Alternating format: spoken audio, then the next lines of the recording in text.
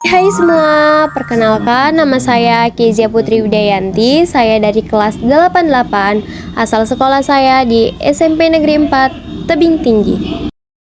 Nah, kali ini saya Kezia Putri akan menceritakan tentang karakteristik, geografis, dan interaksi dengan bangsa asing. Inggris 2014 membagi kapal atau perahu terdapat pada relief Candi Borobudur dalam gambar berikut menjadi dua kategori, yaitu kapal atau perahu Indonesia dan kapal atau perahu jenis lainnya.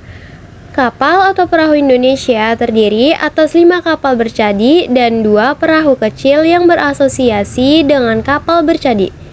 Sementara kapal atau perahu jenis lain terdiri atas sungai, 2 kapal dari Aswa Selatan ataupun Jazirah Arab, dan sebuah kapal yang belum teridentifikasi dengan pasti. Hal tersebut membuktikan bahwa sudah terjadi interaksi antara bangsa Nusantara dengan bangsa lainnya. Berikut dijelaskan mengenai interaksi bangsa asing dengan Nusantara. 1. Bagaimana perdagangan Nusantara pada awal Masehi? Nusantara sangat kaya akan keanekaragaman hayati, di antaranya dikenal sebagai rempah-rempah. Pada masa kejayaan rempah-rempah, harganya sangatlah mahal dibandingkan emas. Banyak pedagang mempertaruhkan nyawa untuk mendapatkan komoditas. Sejak awal Masehi, jalur rempah telah menghubungkan India dan Tiongkok. Tercatat sudah ada pelaut Jawa yang mendarat di Tiongkok pada abad kedua Masehi.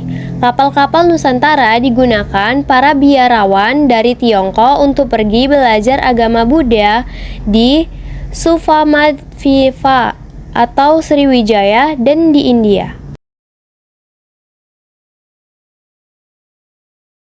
2. Bagaimana perkembangan kehidupan pada masa kerajaan Hindu-Buddha? Perkembangan sejarah perdagangan dunia dimulai dengan adanya jalur darat atau dikenal dengan jalur sutra The Silk Road. Pada awal Masehi mulai berkembang jalur laut atau disebut sebagai jalur rempah.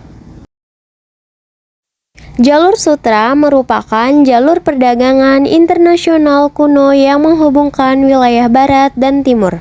Pada awal Masehi mulai berkembang jalur baru, yaitu jalur laut atau biasa disebut dengan sebagai jalur rempah. Berikut beberapa faktor yang mengakibatkan para pedagang memindahkan jalur perdagangannya yang semula menggunakan jalur sutra kemudian berganti menggunakan jalur laut atau jalur rempah. A. Faktor keamanan yang tidak menjamin keselamatan para pedagang dari perampok yang menghadang mereka di tengah perjalanan. B. Faktor waktu tempuh yang lama akibat kontur jalan darat yang mendorong mereka untuk menuruni lembah, mendaki bukit, dan memasuki hutan. C. Faktor besarnya biasanya untuk menempuh perjalanan yang sangat lama jika melalui jalur darat. 3. Bagaimana pengaruh agama dan kebudayaan Hindu-Buddha di Indonesia? Pengaruh agama dan kebudayaan Hindu-Buddha menimbulkan proses akulturasi kebudayaan. Akulturasi kebudayaan adalah suatu proses percampuran antara unsur-unsur kebudayaan yang satu dengan kebudayaan yang lain, sehingga membentuk kebudayaan baru tanpa menghilangkan kebudayaan yang sudah ada. Berikut beberapa contoh hasil akulturasi kebudayaan Hindu-Buddha dengan kebudayaan Nusantara, yaitu A. Seni rupa atau lukis. Masuknya kebudayaan Hindu-Buddha ke Indonesia turut berpengaruh terhadap perkembangan dalam bidang seni rupa, seni pahat, dan seni ukir. B. Seni bangunan (candi). Bentuk candi di India berupa stupa, sedangkan candi di Indonesia terdapat tangga untuk menuju puncak candi.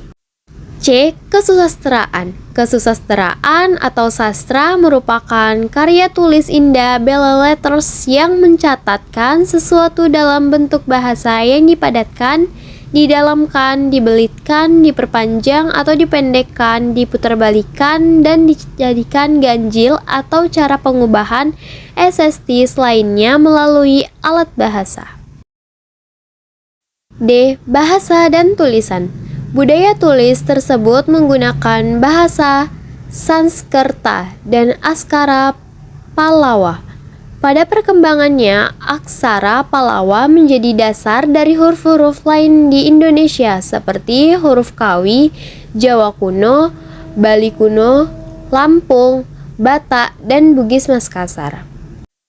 E. Sistem pemerintahan. Pengaruh kebudayaan mengubah sistem pemerintahan yang ada di Indonesia, yang semula bercorak kesukuan dan kerakyatan, kemudian berganti menjadi monarki dengan hierarki atau tingkatan yang jelas.